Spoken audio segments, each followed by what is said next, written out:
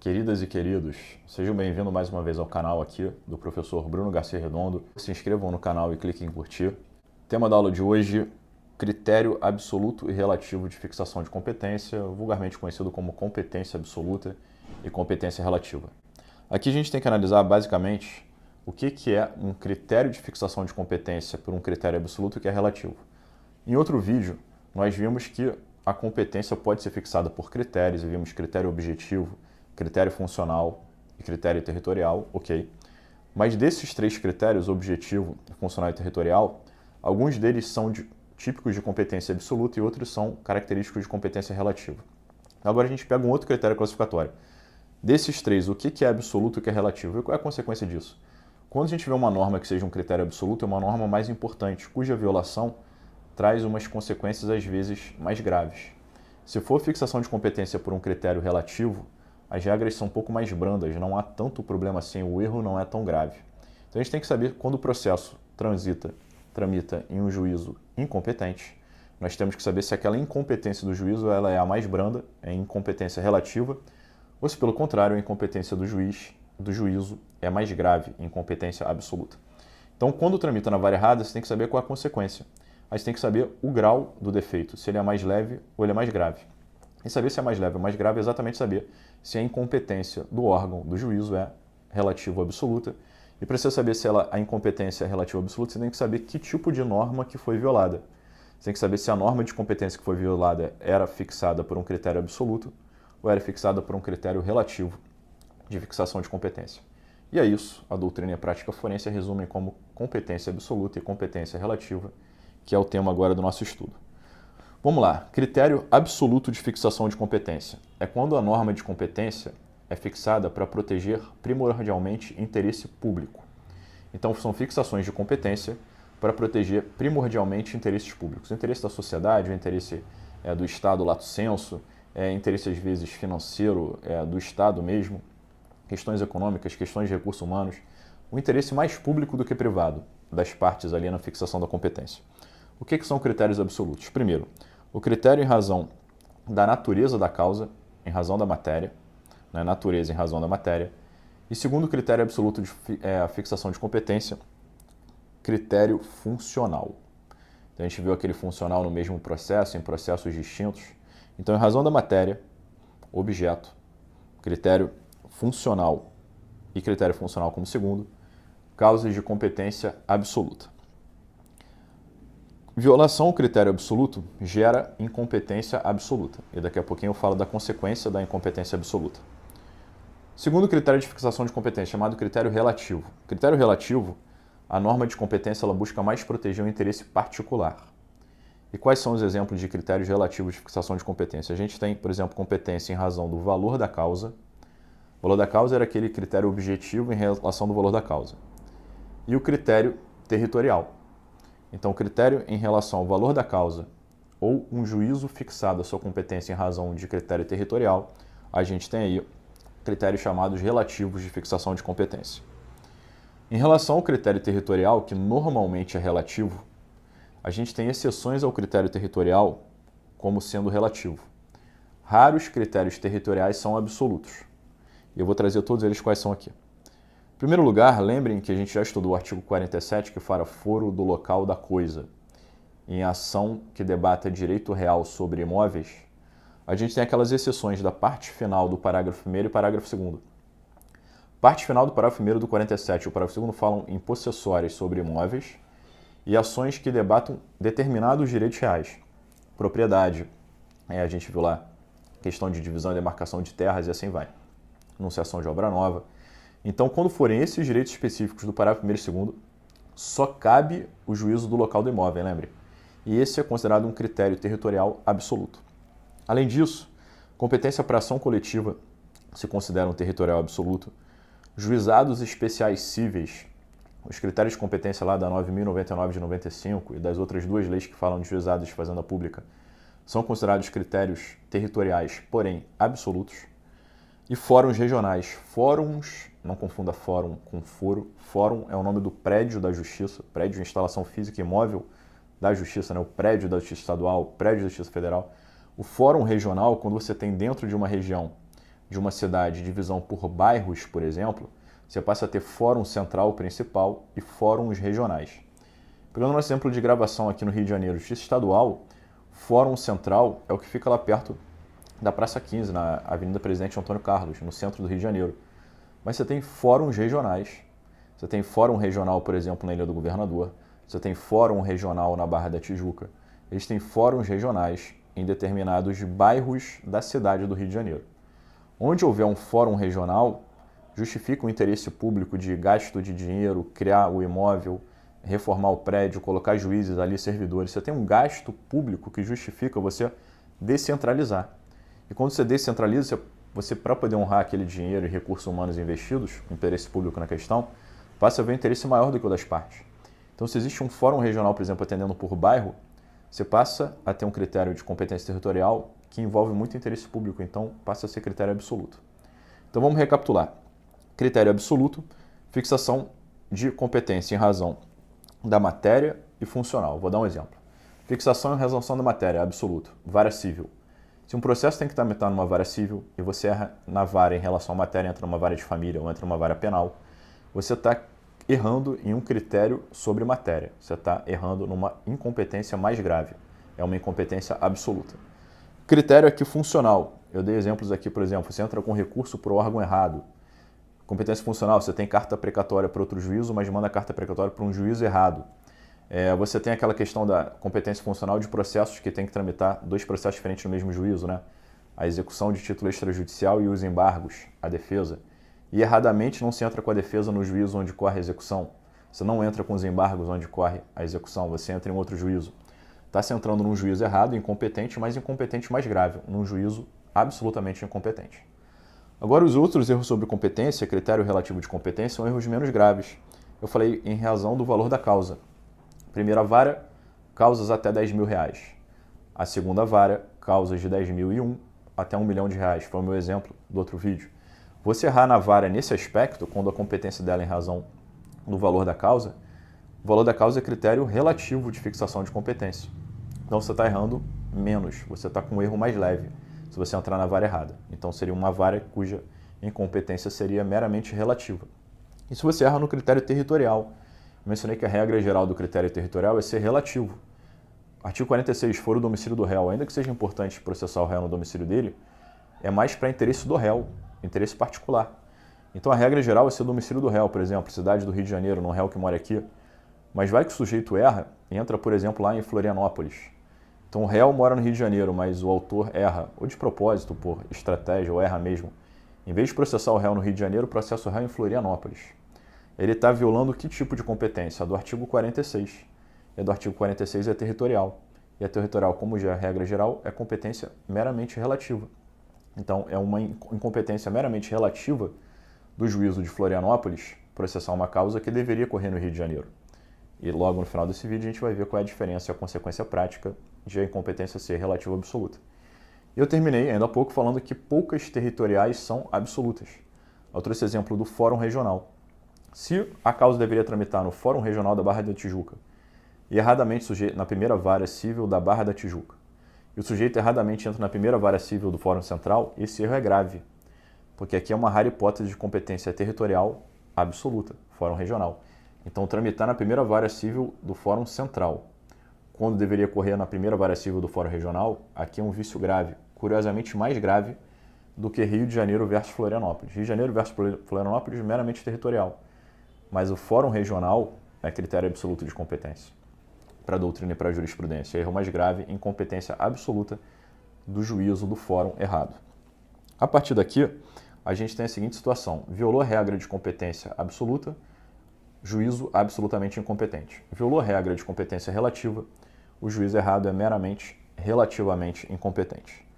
Existe ainda a prorrogação da competência. Prorrogação da competência é na competência relativa, vem o artigo 65 e fala: se a incompetência relativa não for alegada no prazo da contestação pelo réu, no prazo da defesa pelo réu, o juízo relativamente incompetente se transforma em competente. Então, o artigo 65 traz um fenômeno que a gente chama de prorrogação da competência. O juízo era relativamente incompetente, exemplo. Rio de Janeiro, relativamente incompetente por uma causa que deveria ocorrer em Florianópolis, ou ao contrário. Aquele juízo que você está violando o critério territorial, ele é relativamente incompetente, artigo 65, ele pode se transformar em competente, porque a incompetência dele é meramente relativa. E quando é que ele se transforma de relativamente incompetente para plenamente competente? Artigo 65, se o réu não alegar no prazo da defesa contestação a incompetência relativa daquele juízo. São 4 as causas de modificação da competência relativa. Então, competência relativa, aquela territorial e a em razão do valor da causa, podem ser modificadas por alguns critérios. E aí, critérios de modificação da competência relativa. Em primeiro lugar, a gente tem a conexão, artigo 55. E a conexão é quando entre duas ações nós podemos ter mesma causa de pedir ou mesmo pedido, artigo 55. Conexão é um fenômeno de reunião de ações. Então, uma ação estava corretamente na primeira vara, a segunda ação estava corretamente na segunda vara. Só que acontece que existe conexão entre as duas ações. Mesma causa de pedir ou mesmo pedido. Aí você tem que tirar da segunda vara, que era correta, mas ela era relativamente incompetente, porque ela é conexa à primeira. E você tira dela e reúne perante a primeira vara, tira a segunda ação da segunda vara e transforma ela, prorroga ela, transfere ela para a primeira vara. Conexão e continência, que eu vou falar a rigor, logo em seguida, são temas de aula mais para frente. A aula quando estudar pressuposto processual demanda, tá? Então não fiquem muito apegados aqui, que vai ter um outro vídeo muito mais explicativo sobre conexão e continência. Mas mencionando aqui, segundo aspecto, continência, artigo, logo seguinte, artigo 56.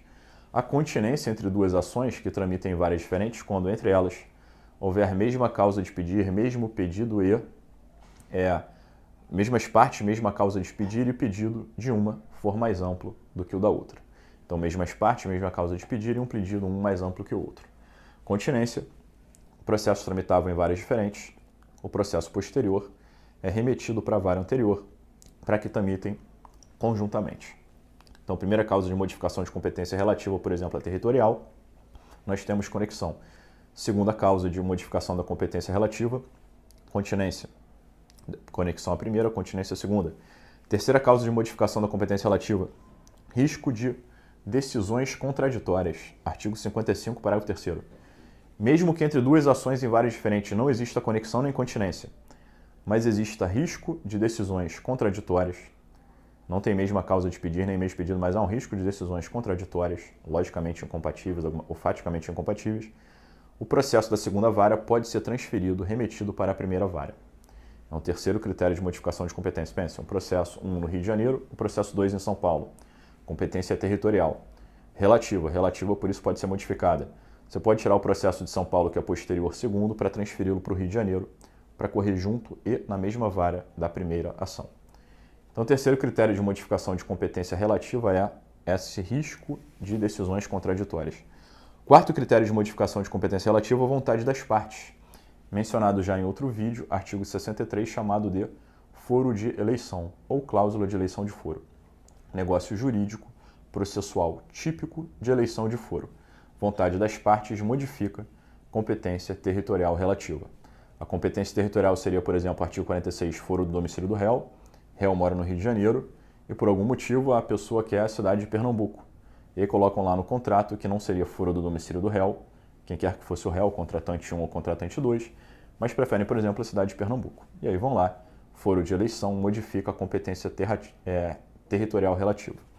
O último critério de modificação de competência relativa é a inércia, artigo 65, que é o fenômeno da prorrogação da competência. Inércia das partes modifica a competência. Entra-se num juízo relativamente incompetente, por exemplo, no juízo que não seja foro do domicílio do réu. Ele é relativamente incompetente. Eu mencionei que o réu tem que alegar a incompetência relativa no prazo da sua contestação. Se ele alegar a incompetência relativa no prazo da contestação, o processo vai ser transferido para a vara correta. Vai ser remetido para o juízo corretamente competente. Mas se o réu não alegar no prazo a incompetência relativa, em preliminar de apelação, o juízo relativamente incompetente se transforma em plenamente competente. Então esse artigo 65, a inércia do réu, a sua omissão no prazo legal, transforma a competência, muda a competência de relativamente incompetente para totalmente competente. E para terminar aqui, incompetência absoluta e relativa, a gente tem que ver qual é a consequência da declaração da competência. Errou-se no juízo. E o juiz, observado depois o contraditório, ouve todas as partes, o juiz vai decidir. Ele vai decidir se o juízo dele é absoluta ou relativamente incompetente. E a gente tem que ver a consequência da decisão que reconhece que aquele juízo é absolutamente incompetente e a consequência da decisão que reconhece que um juízo é relativamente incompetente. Então, violou uma regra, o juiz acha que está violada uma regra de competência, submete ao contraditório por todas as partes e vai decidir. Nesse momento da decisão, a gente pode ter a declaração da incompetência absoluta e declaração de incompetência relativa, e isso vai gerar consequências. Vamos lá. Para declarar uma incompetência absoluta, artigo 64 do CPC fala assim: incompetência absoluta é uma matéria ligada ao interesse público, é considerada, entre aspas, uma matéria de ordem pública. Então, incompetência absoluta, violação a regras que refletem interesse público. A incompetência absoluta pode ser levantada ex officio. O julgador, mesmo que as partes não aleguem, podem levantar a questão. O julgador vê que a vara onde ele atua é possivelmente absolutamente incompetente, ninguém alegou nada, nem autor nem réu, ele pode ir lá, por ser uma matéria cognosciva ex officio, ele pode levantar ex officio, artigo 64, parágrafo 1º, ou as partes podem alegar por qualquer petição. Mesmo não as petições típicas de defesa de réu ou petições de autor, qualquer petição, por qualquer meio, as partes podem suscitar a questão da incompetência absoluta. A incompetência absoluta, além disso, ela é cognoscível, ela pode ser conhecida, pode ser alegada e conhecida em qualquer grau de jurisdição e a qualquer tempo até o trânsito em julgado e depois do trânsito em julgado em mais 2 anos de ação rescisória. Então vejam, é ligado ao interesse público, pode ser levantada ex officio pelo julgador ou alegada pelas partes por qualquer meio, em qualquer petição, pode ainda ser alegada em qualquer grau de jurisdição, na primeira instância, na segunda instância, ou perante Tribunal Superior. Você esqueceu de alegar em primeira instância, pode alegar em segunda em recurso. Já está o recurso na instância extraordinária, pode continuar alegando a incompetência absoluta. E a qualquer tempo, até o final do processo, processo que demore 15 anos, você pode, nos 15 anos de processo, lembrou no 14,5, pode alegar essa incompetência. E depois do trânsito em julgado, ainda se tem mais 2 anos para ação rescisória, para se alegar incompetência absoluta. Já a incompetência relativa, artigo 64, regras diferentes. Fixação de competência relacionada ao interesse privado, eu falei. Então, como regra geral, não pode ser conhecida ex officio. Artigo 337, lá nos parágrafos, artigo 63, parágrafo 3º, perdão, 63, parágrafo 3º não, artigo 335 e 337 vão dizer, 63 é o da abusividade da eleição de foro que eu acabei de mencionar, 335 e 337 vão dizer o seguinte: incompetência relativa não pode ser conhecida ex officio, a parte tem que alegar obrigatoriamente o réu em preliminar de contestação. Então, o réu alega em preliminar de contestação, no prazo da contestação e na forma da contestação. Então, ligado ao interesse privado, não pode ser alegado a qualquer momento, tem que ser no prazo da contestação, na petição de contestação. Tá? E aí, finalmente, vai vir o reconhecimento, a consequência do juiz concordar ou não com a tese de ser relativa ou absolutamente incompetente. Então, uma vez suscitada a incompetência levada para debate, vem a confirmação da incompetência, vem a declaração da incompetência na decisão do juiz. O juiz reconhece que seu juízo é ou absoluto ou relativamente incompetente. Quais são as consequências? Primeira consequência, ela é igual, seja a incompetência absoluta ou relativa. Artigo 64, parágrafo 3º diz: remessa dos autos ao juízo competente. Então, seja um vício de incompetência absoluta, por exemplo, está tramitando numa vara penal um processo civil, ou seja uma incompetência relativa, está tramitando no Rio de Janeiro e deveria estar tramitando em Florianópolis. Seja competência absoluta ou relativa, reconhecida a incompetência é a primeira consequência obrigatória. Artigo 64, parágrafo 3º, remessa ao competente. Você tira do Rio de Janeiro e manda para Florianópolis, você tira da vara penal e leva para a vara civil. Consequência obrigatória igual dos dois. Segunda e última consequência. No Código de 73, a consequência era diferente. E no novo Código, a consequência é igual. Então, a gente não tem mais diferença em relação à consequência desse segundo aspecto no Código Novo. Vou explicar como era no Código Velho e como é que fica no Código Novo. No Código Velho, como eram vícios diferentes e considerada mais grave a incompetência absoluta, a consequência era assim: se fosse incompetência absoluta, nulidade obrigatória das decisões. Todas as decisões do processo proferidas pelo juízo absolutamente competente eram obrigatoriamente nulas. Não todo o processo era nulo, só as decisões, mas todas as decisões eram nulas. quando chegasse no juízo novo, todas as decisões deveriam ser proferidas novamente. Quando fosse incompetência relativa, dizia o CPC de 73. Incompetência relativa, vício mais leve, as decisões são válidas. Então, o processo, enquanto tramitou no juízo incompetente, é válido. As decisões do juízo relativamente incompetente eram válidas e remetia para o competente. A partir dali, o competente falava, mas tudo que o incompetente falou se mantinha. Lembrem que eu falei para vocês em outra aula da Traslatio Iudice, você pode, às vezes, tentar aproveitar até da instância da esfera administrativa para a judicial. E aqui nós estamos falando tudo de poder judiciário, em um critério de fixação de competência, mas é poder judiciário. Então vem o novo CPC e no artigo 64, parágrafo 4º, traz a mesma consequência. A segunda consequência passa a ser igual, seja incompetência absoluta ou relativa. E a consequência passa a ser igual à que era da incompetência relativa. Então, novo CPC, Código 2015, seja incompetência absoluta ou relativa, a gente tem validade do processo todo e validade como regra geral das decisões. Então, validade de todos os atos do processo e validade das decisões do juízo incompetente, seja absoluta ou relativamente incompetente. Remete-se ao competente, né? Primeira consequência, e chega no competente, o que o processo andou até ali, a princípio é tudo válido. 64, parágrafo 4º. Mas pode o novo juízo competente, se quiser, proferir alguma nova decisão em substituição.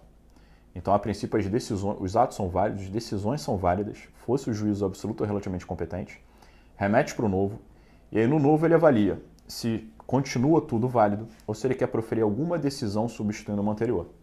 Então, tem uma decisão do juízo absolutamente incompetente que ele discordasse. Aí ele profere uma nova decisão válida em substituição. Não quer mudar nada? Já está tudo automaticamente válido para trás. Espero que estejam gostando dessa série de vídeos. Fiquem com Deus, até a próxima e, por favor, cliquem em curtir e se inscrever no canal. Valeu!